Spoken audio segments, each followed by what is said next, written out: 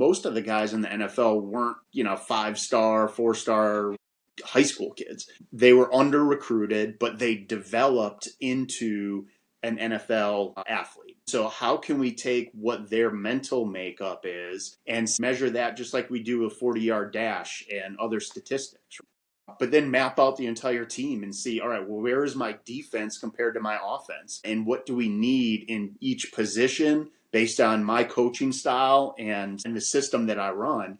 And how can we measure if we're actually bringing in the right recruit? And then how do we have the coaches work with these athletes to then maximize their potential? So there's a whole communication aspect that we can pull from it. And, we've seen those athletes where you're telling them one thing and someone comes in and just says it a little bit differently. And even though I've been telling them the same thing for the last 3 years, like all of a sudden it clicks. So if we can create more opportunities for it to click inside that athlete, now we can actually tap into some of that talent that maybe isn't being utilized. And then just looking, what are the behaviors from a cultural standpoint that we want at our program? Everyone's got the pillars of this is what we stand for. It's always painted on the wall in the locker room. And that's really what do you fit this as a recruit, right? Well, if we can actually identify the behaviors that go into those pillars, well, we can tell you if the recruit aligns with that or not. And so maybe you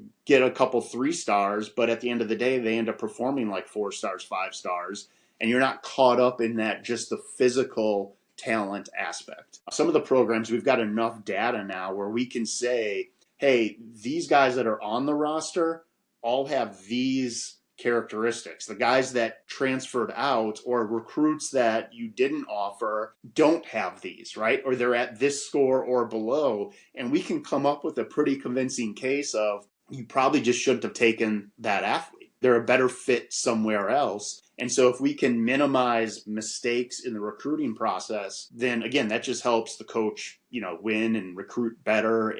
And at the end of the day, more money and, all that kind of stuff. But then their development people can use it to actually develop the person.